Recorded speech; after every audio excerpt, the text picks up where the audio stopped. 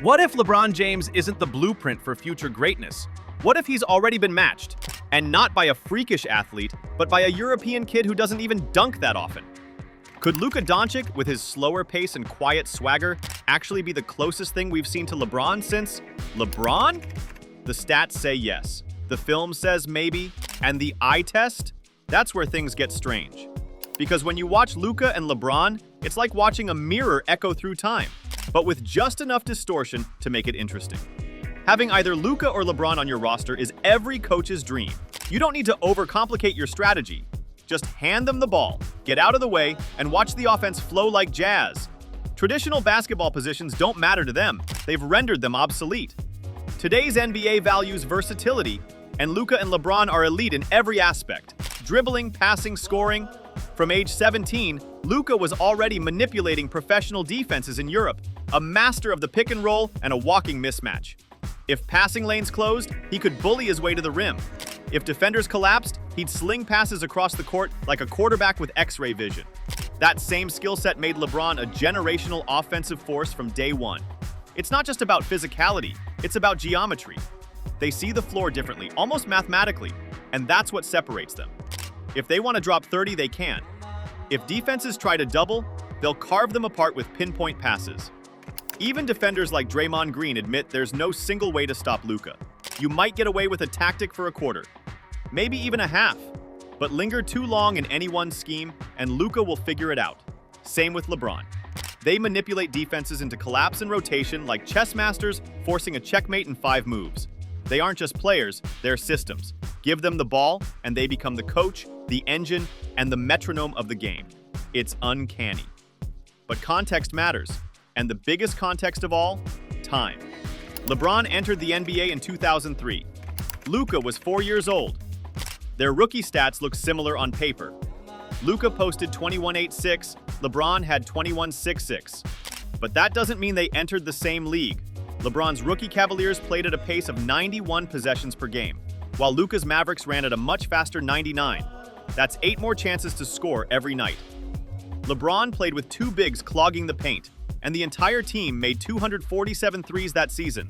The 2019 Mavericks made over 1,000 threes, with 40% of their shots coming from deep. By year 2, Luka averaged 29.99. LeBron, with much less space and inferior teammates, managed 27.77. And scoring wasn't even the same activity back then. Defenders could hand check, shots were more contested, and offensive players weren't protected like they are now. 30 points in 2005 came through a battlefield. 30 points in 2020 could be a 3-point festival. That's why LeBron's early numbers carry a different kind of weight. He had to fight for every inch. But in a twist of fate, Luka's game looks most like LeBron's now. Not the 2003 model, but the 2022 version. LeBron at 37 isn't blowing past defenders like he used to. He's still elite, still dropping 30, but the hyper-athleticism has softened. His first step is slower. He finishes through craft, not chaos. He bumps off defenders, uses size, timing, and footwork. He seals guys off, spins, steps back, fades. And all of that? That's Luka's entire playbook. He's never relied on athleticism.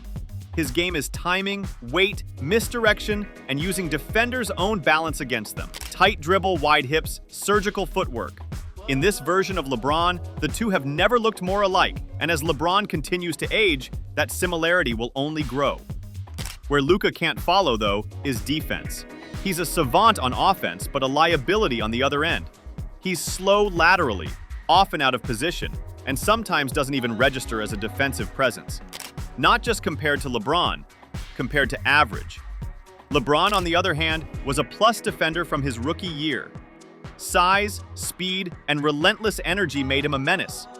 His chase-down blocks became legend, and after learning under defensive mastermind Mike Brown, LeBron started calling out opposing plays before they unfolded. He became the rare player who could guard every position, point guard to center, and made all NBA defensive teams year after year. In 2013, many believed he was robbed of a Defensive Player of the Year award.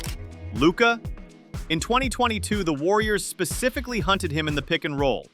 Jason Kidd improved the Mavericks' defense overall, but even he couldn't hide Luka's issues. If Luka wants to avoid being hunted in the playoffs again, he'll need to improve strength, conditioning, and lateral movement. Maybe even start doing yoga. He doesn't need to become LeBron, but he needs to stop being a target. Where Luka does stack up is in size and strength.